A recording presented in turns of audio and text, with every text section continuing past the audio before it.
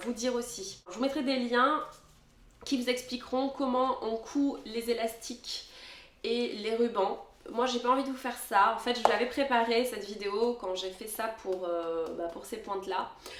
Mais la vidéo était vraiment pas bien du tout. Enfin bref, j'ai pas réussi à faire une belle vidéo qui était intéressante. Enfin en fait on voyait pas bien. Enfin, c'était assez compliqué à filmer en fait. Et ça a duré longtemps. Et enfin bref, j'en ai eu marre. Je me suis mal débrouillée ce jour-là avec les vidéos. Donc je l'ai pas fait. Je vous mettrai en lien les vidéos qui moi m'ont aidé pour apprendre à coudre mes élastiques et mes rubans de manière solide. Et de manière à ce que ça ne bouge pas. Donc je vous mettrai quelques liens de vidéos, alors principalement des vidéos en anglais, mais bon c'est pas grave, ça se voit, on voit ce qu'elles font les filles, donc c'est pas du tout compliqué. Et ensuite donc voilà, moi j'utilise les petits embouts en tissu. Sachez que vous avez été plusieurs filles à commenter sur les embouts en me disant ah mais moi je pense que ça sert à rien le coton cardé, moi j'aime bien les embouts en tissu, de répéto. Il y en a qui m'ont dit ah mais moi j'adore les... Tu devrais essayer les embouts en silicone, c'est trop bien. Il y en a qui me disent que les embouts en silicone c'est pas bien. Il y en a qui... Enfin bref, chacun a ses préférences. Donc moi ce que je vous conseille c'est de tester vous-même les embouts. Et moi pour l'instant ça me convient très bien. Mais ça me convient très bien avec le coton cardé à l'intérieur. Parce que déjà c'est un petit peu plus épais. Et aussi, en fait, moi je préfère avoir le coton cardé parce que au moins je ne vais pas transpirer et je ne vais pas me déminéraliser. Enfin, je trouve ça important de mettre du coton cardé. En plus, j'aime beaucoup la sensation et je rajoute ça pour maintenir. Donc d'ailleurs, je vais le faire avec vous là parce que faut que je balance mon ancien coton cardé. Là, il est trop aplati. Enfin bref, là, il protège plus. Donc voilà, donc là vous voyez il y a un rouleau de coton cardé, donc je l'ai déjà dit ça coûte 16 € à peu près un rouleau de coton cardé, ça se trouve en pharmacie, souvent ça se commande, ils en ont pas forcément en réserve, donc voyez avec votre pharmacie, vous leur demandez. Au début ils comprennent pas pourquoi vous achetez du coton cardé, ils se demandent, et puis vous leur dites bah en fait je suis danseuse et voilà ça protège les orteils. Donc voilà, moi je coupe un bout à peu près comme ça, je prends mon pied. Voilà, sans mauvais jeu de mots. Et je vais me faire un petit coussinet comme ceci. Vous voyez? Je pense que vous voyez là. Voilà, donc moi en fait j'aime bien quand ça... Donc bien sûr il faut que ça soit épais au niveau du gros orteil. Moi j'aime bien quand ça descend jusque là à peu près sur le côté de mon pied. Et jusque là ici aussi. Comme ça englobe bien les doigts de pied. Et ça couvre bien, vous voyez à ce niveau-là. Voilà, en fait ça fait comme j'essaye de refaire comme un embout, mais avec du coton cardé. Je le forme en fait à mon pied et voilà, je vais mettre mon embout en tissu comme ça, comme ceci. Et là, là je suis bon et ça tient. Et ensuite je peux l'enlever et regardez, ça conserve la forme. Ça conserve la forme et pour la prochaine fois ça sera nickel et ça ne va pas bouger. Donc ça c'est très pratique. Et je fais pareil pour l'autre pied. Donc hop, un bout à peu près comme ça. Vous allez voir ma culotte. Un bout à peu près comme ça. Voilà, voilà. Hop, hop, hop. Hop. Mon deuxième embout. Mon deuxième embout. Et voilà. Et là, on y est. Vos deux, comme ceci. Qui sont prêts. Et vous pouvez les mettre dans le sac comme ça. Comme ça, vous arrivez à votre cours et c'est déjà prêt. Ensuite, autre chose que je vous conseille absolument. Vous arrivez de votre cours de danse, vous avez transpiré dans vos pointes. Vous aérez vos pointes tout de suite. Vous sortez les embouts, si vous n'avez pas eu le temps de le faire à la sortie du cours, vous sortez tout de suite les embouts, vous aérez vos pointes, c'est hyper important. Faut pas que ça reste à cocoter dans le sac parce que d'une, ça va abîmer vos pointes. Et de deux, ça va puer la transpi, c'est dégueulasse, bref. Puis ça peut faire des champignons, bref, c'est pas glam. Et par rapport aux embouts, je vous conseille de les laver assez régulièrement, surtout si vous ne mettez pas le coton cardé, parce que moi à la limite je mets le coton cardé, donc je transpire pas vraiment dans l'embout, je transpire dans le coton, et le coton je le change à peu près, je sais pas, une fois par mois, ou enfin après ça dépend de la fréquence de vos cours. Quand vous voyez que le coton il commence vraiment à s'affaisser et à être tout fin et à plus vous protéger, et vous le sentez et vous le changez en fait tout simplement. Donc un rouleau en fait ça dure quand même pas mal de temps, hein. En tout cas si vous avez une pratique amateur, ça doit tenir assez longtemps quand même. Si vous portez que des embouts en tissu sous vos pointes, moi je vous conseille de les laver à peu près tous les 2 cours. Histoire que ça ne cocotte pas non plus, histoire que ça soit hygiénique. Voilà. Aussi il faut les aérer. Ça aussi c'est important de les aérer quand on sort du cours de danse. Autre chose que je voulais vous dire, je vous ai montré la dernière fois dans ma dernière vidéo, je vous ai montré que je mettais mes pointes dans mon sac Grishko. Donc moi c'est les pointes Grishko, je les ai gardées dans mon sac Grishko en plastique, mais en fait non, il faut surtout pas faire ça. C'est vrai que j'avais pas pensé à ça, mais en fait les sacs en plastique, ce n'est pas bon pour les pointes, ça va les ramollir. Ça va les abîmer, en plus ça peut garder des odeurs je pense aussi. Donc vous avez été 2 ou 3 à réagir sur ce point là et je vous en remercie. En fait c'est vrai que ça paraît assez logique, il faut les mettre dans un sac en tissu, donc une pochette, peu importe ce que vous avez, mais vraiment c'est important de conserver vos pointes dans un sac en tissu et non pas un sac en plastique. Voilà, alors moi j'ai retrouvé justement, j'avais une petite pochette Repetto, je sais plus d'où elles viennent, j'avais dû acheter une paire de ballerines ou je sais plus, bref. J'ai ce petit sac Repetto qui est très bien en tissu, ça a la taille parfaite pour les pointes. Ça permet de les conserver plus longtemps, de les protéger. Voilà, donc pas de plastique pour les pointes, ça c'est un autre conseil que je peux vous donner. Il y en a une autre parmi vous qui m'a conseillé donc pour garder les pointes plus longtemps. Alors ça je connaissais cette astuce via les vidéos YouTube des américaines. Les américaines elles sont au taquet sur la danse, il y a 20 milliards de vidéos anglophones sur l'univers de la danse classique et sur ces sujets là. À ce niveau là, vous savez, au niveau de la plateforme, vous pouvez coudre une bande comme ça de cuir pour que voilà, au niveau de typiquement hein, voilà, vous êtes en pirouette comme ça, hop, vous tournez vous tournez et ben voilà, ça va abîmer ici, ça va frotter. Donc en fait pour conserver la plateforme le plus longtemps possible, on peut rajouter une bande de cuir qu'on coud. Ou également, on peut les broder avec un fil. Vous prenez un fil, je sais pas, rose comme ça, et un petit peu épais, un fil de broderie, et vous brodez tout autour. Déjà broder autour c'est pas mal, mais il y a aussi la version encore pire, encore plus efficace, c'est de broder sur toute la surface de la plateforme. Donc je connaissais cette astuce, mais voilà, moi je suis pas professionnelle, je pense pas que j'ai envie de me prendre la tête à faire ça parce qu'il paraît que ça prend beaucoup de temps. En plus c'est souvent un peu costaud à faire. Voilà, on peut le faire.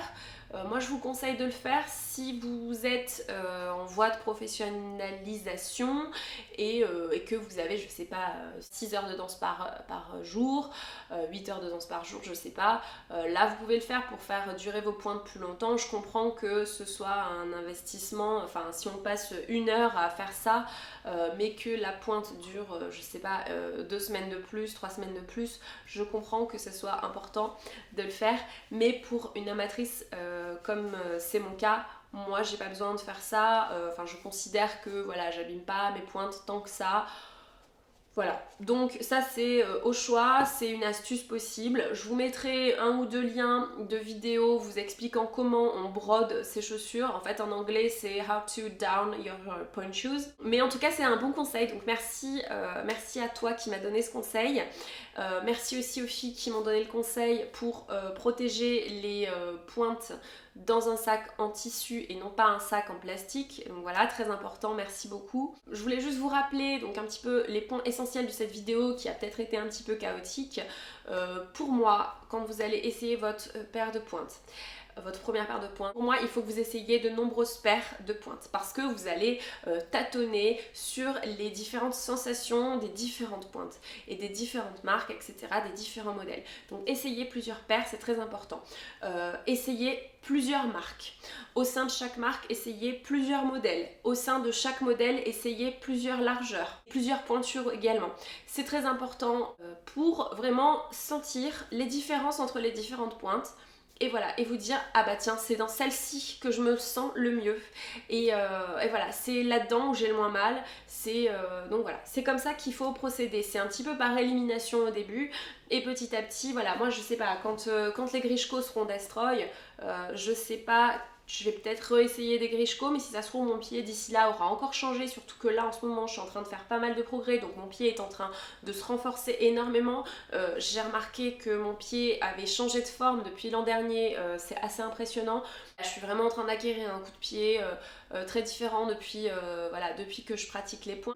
Il faut vraiment réessayer constamment, le pied change, notre force aussi change, les chaussures ne sont pas toujours les mêmes en fonction de votre niveau, donc voilà, c'est normal, il n'y a pas une paire de pointes qu'on garde du début à la fin dans sa vie de danseuse, voilà, ça c'est à peu près ce que j'ai compris en tout cas de ce que j'ai pu lire, écouter sur les pointes.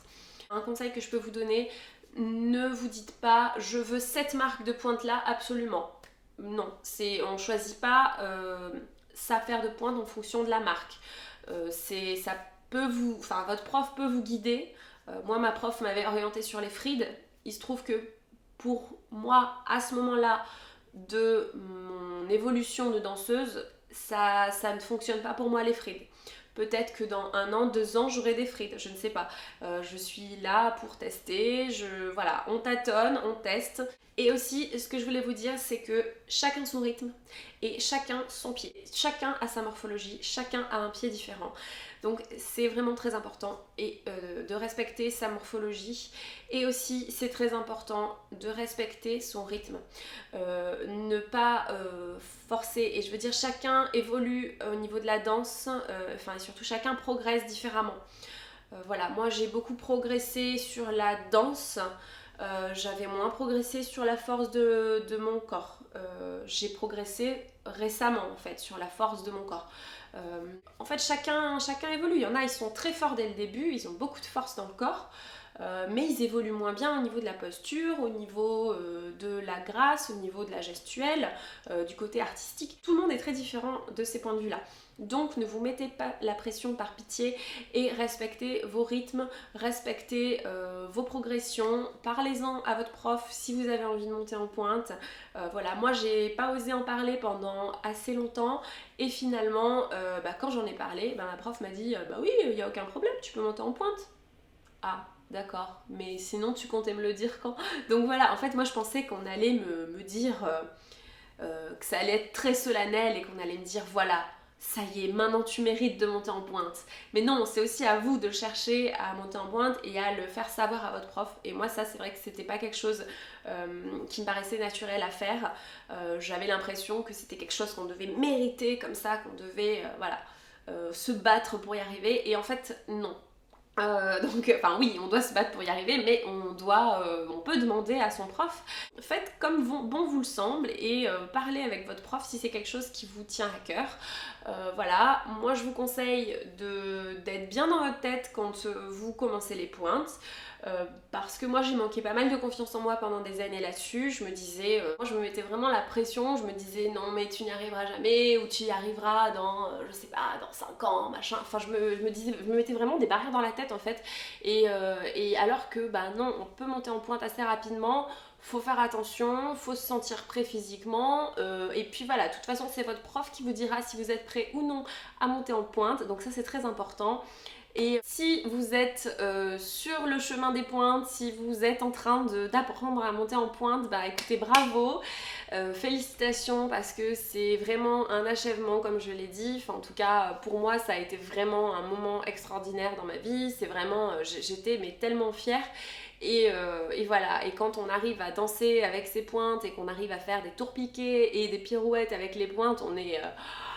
mais waouh, enfin, il se passe quelque chose, c'est vraiment une sensation très agréable et voilà, on se sent léger, on se sent plus gracieux, on se sent enfin moi j'étais vraiment très heureuse en fait. Donc voilà, et je tiens à vous dire merci également pour être super nombreux à commenter sur les vidéos de danse. Merci beaucoup, vraiment vous êtes au taquet sur la danse et ça fait tellement plaisir.